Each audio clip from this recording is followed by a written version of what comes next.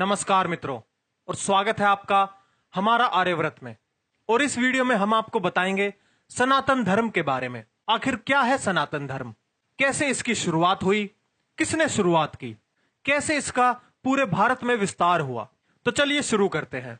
हम आज बहुत गर्व से राम कथा में या भागवत कथा में कथा के अंत में कहते हैं, बोलिए सत्य सनातन धर्म की जय।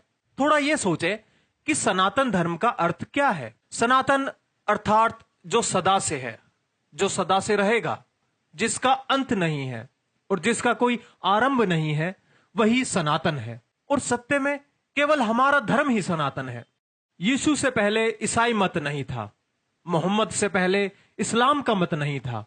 केवल सनातन धर्म ही सदा से है, सृष्टि के आरंभ से है। किंतु ऐसा क्या है जो हिंदू धर्म में सदा से है? श्री कृष्ण की भगवत कथा श्री कृष्ण के जन्म से पहले नहीं थी, अर्थात श्री कृष्ण की भक्ति सनातन नहीं है। श्री राम की रामायण तथा रामचरितमानस भी श्री राम के जन्म से पहले नहीं थी, अर्थात श्री राम भक्ति भी सनातन नहीं है।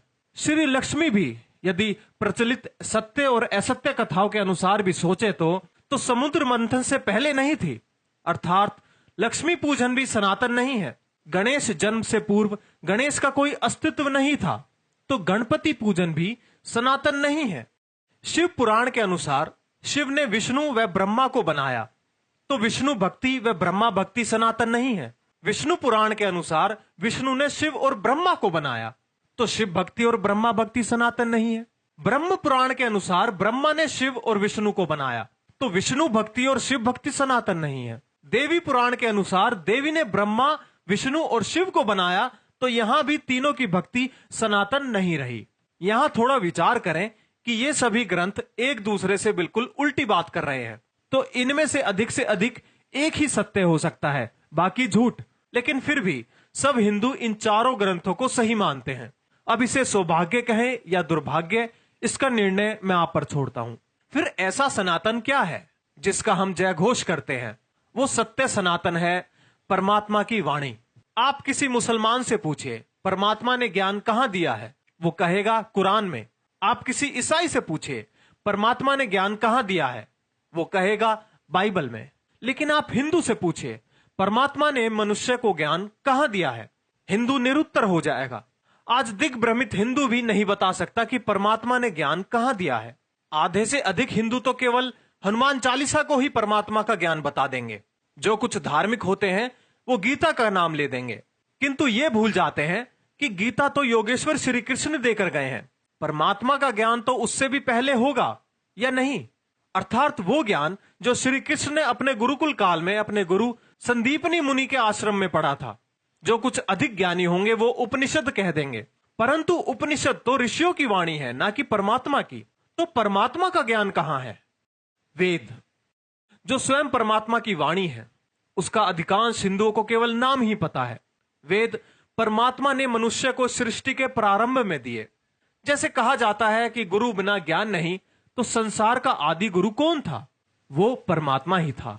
उस परम पिता परमात्मा ने ही सब मनुष्यों के कल्याण के लिए वेदों का प्रकाश सृष्टि के आरंभ में किया। जैसे हम नया मोबाइल लेते हैं, साथ में एक गाइड मिलती है कि उसे कैसे चालू करें, किस प्रकार से इस्तेमाल करें, इस स्थान पर ना ले जाएं, इस स्थान पर ले जाएं, ऐसी चीजों के साथ ना रखें आदि।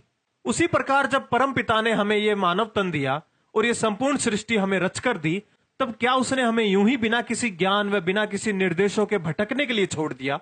नहीं, उसने हमें साथ में एक गाइड दी कि इस सृष्टि को कैसे उपयोग करें, क्या करें, इस तन से क्या करें, इसे कहां लेकर जाए, मन से क्या विचारे, नेत्रों से क्या देखें, कानों से क्या सुने, हाथों से क्या करें आदि।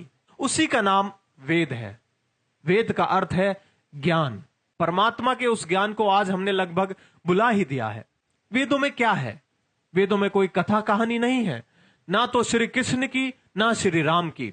वेद में तिनके से लेकर परमेश्वर पर्यंत वह संपूर्ण मूल ज्ञान विद्यमान है जो मनुष्य को जीवन में आवश्यक है। मैं कौन हूं? मुझ में ऐसा क्या है जिसमें मैं की भावना है? मेरे हाथ, मेरे पैर, मेरा सिर, मेरा शरीर, पर मैं कौन हूं? मैं कहां से आया हूं?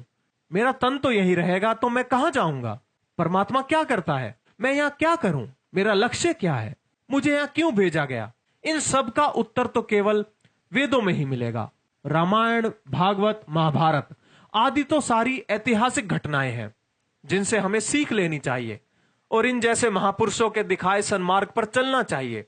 लेकिन उनको ही सब कुछ मान लेना और जो स्वयं परमात्मा का ज्ञान है उसकी अवहेलना कर देना केवल मूर्खता है। यह हमारी छोटी सी कोशिश थी आपको अपना धर्म यानी सनातन धर्म समझाने की। आशा है कि आप इस जानकारी को हर हिंदू और हर सनातनी के पास साझा करेंगे, क्योंकि यह जानकारी हर हिंदू के पास या हर भारतीय के पास होनी जरूरी है। और वर्तमान में तो इसकी जानकारी होना अति आवश्यक है, क्योंकि जैसे एक षड्यंत्र के तहत हिंदुओं को हीन बनाया जा रहा है और उनको उनके ही सनातन धर्म के खिलाफ भड़काया जा रहा है, जल्द ही हिंदू सिर्फ इतिहास बनकर रह जाएंगे। और जो कुछ लोग ये बोलते हैं कि हिंदू कभी खत्म नहीं हो सकते, वो जीवन पर्यंत तक रहेंगे, तो मैं आपको बता दूं, आज दुनिया में हिंदुओं का सिर्फ एक ही देश है और वो भी सिर्फ अनौपचारिक रूप से। पहले सनातन धर्म सिर्फ भारत में नहीं अपितु आधे विश्व में फैला हुआ था, जैसा कि आप इस मानचित्र में देख सकते हैं। लेकिन आज हम बहुत सिकुड़ गए हैं। इसलिए इस जानकारी को जितना हो सके उतना शेयर करें, व्हाट्सएप पर, फेसबुक पर, ट्विटर पर, या फिर आप इसे डाउनलोड करके अपने यूट्यूब चैनल पर भी डाल सकते हैं। हमारा मकसद है जानकारी फैलाना, इसलिए इसे खूब शेयर करें, दूसरे लोगों को दिखाएं। आपसे बस इतनी सी आशा है। और हमारे यूट्यूब चैनल हमारा आर्यव्रत को सब्सक्राइब करना ना भूलें। तब तक के लिए करबद्ध नमस्कार।